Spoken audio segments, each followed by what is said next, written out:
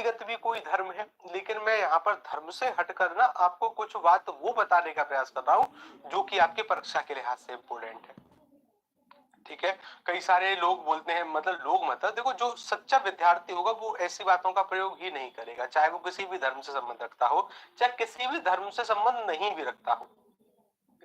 क्योंकि कई बार क्या होता है, कुछ विद्यार्थी बोलते हैं कि गुरुजी आप तो हिंदू धर्म के पर्यायवाची पढ़ा रहे हो। नहीं, ऐसा नहीं है।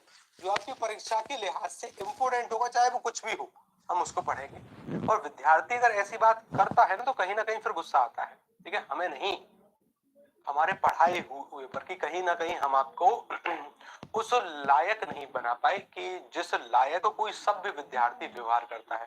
ठीक है, अपने आप पर गुस्सा आता है। अच्छी बात है। तो भगवान श्री राम हो गए। आगे आ जाओ। अब देखो जरा, भगवान श्री राम के पर्यायवाची पढ़ते हैं। इनका एक पर्यायवाची, अच्छा, किसी ने यूपीएसआई की परीक्षा दी है क्या कभी? किसी ने यूपीएसआई की परीक्षा या यूपी कांस्टेबल की परीक्षा दी है कभी? दी है तो हाथ खड़ा करो। या सुना भी है कभी? सुना भी है कभी?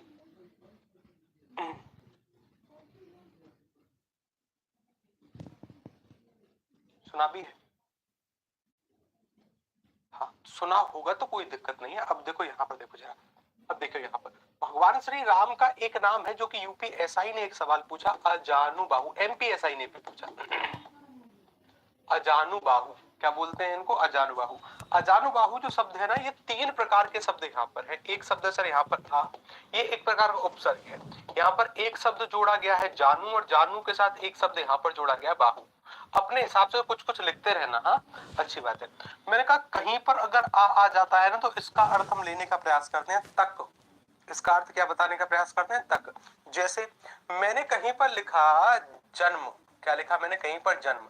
जन्म के आगे अगर मैं आ जोड़ दूं, आ जन्म मतलब जब तक मेरा जीवन है।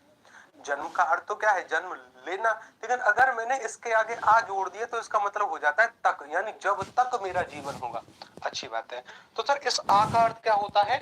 जन्म। सर बाहु का अर्थ हम जानते हैं, बाहु का अर्थ होता है भुजा। भुजा मतलब अपने हाथ। जैसे एक फिल्म आई थी बाहुबली, बाहुबली मतलब जिसकी भुजाओं में बहुत ज्यादा बल हो। मेरी में तो नहीं है।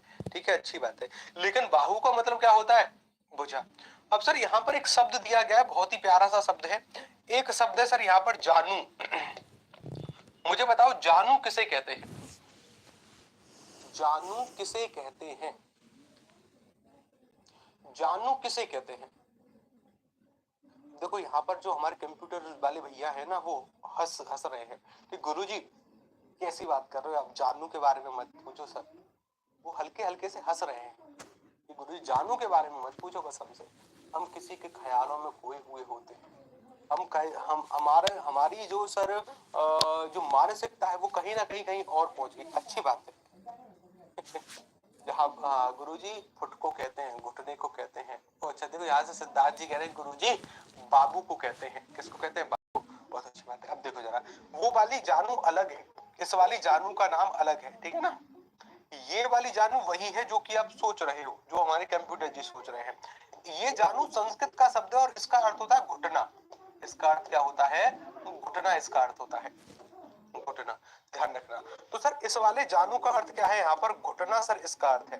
यानी भगवान श्री राम को अजानुबाहु में जिनकी भुजाएं घुटनों तक लंबी हो, जिनकी भुजाएं घुटनों तक लंबी हो, उन्हें क्या बोलते हैं? अजानुबाहु। ठीक है, उन्हें क्या बोलते हैं? अजानुबाहु। अच्छी बात है। अब जरा यहाँ पर और समझने का प्रयास करिए। इनके साथ ना लगे में लगे इनके छोटे भाई के भी नाम लिख लीजिए, काम आएंगे। यहाँ पर हमने लिख दिए जी लक्ष्मण जी के भी पर्यायवाची। ठीक है ना? दोनों को साथ साथ लेकर चलते हैं। भगवान श्री राम किसके पुत्र हैं? दशरथ के। तो दशरथ के पुत्र होने के साथ साथ इन्हें कहते हैं दासरथी। इन्हें क्या बोलते हैं? दासरथी के नाम से इन्हें जानते हैं, दासरथी कहते हैं इनको। अच्छा, अगर ये दशरथ के पुत्र हैं तो ये किसके पुत्र हैं? ये भी तो दशरथ के पुत्र हैं। हाँ, तो सर इनको भी दासरथी कहते हैं। लक्ष्मण जी को भी क्या बोलते हैं? इनको भी दासरथी के नाम से जाना जाता है। लेकिन इनकी माता का नाम है कौशल्या, तो ये कहे जाते हैं कौशल्या नंदन। क्या कहे जाते हैं? ये कहे जाते हैं कौशल्या नंदन। लक्ष्मण जी की माता का नाम क्या है? सुमित्रा।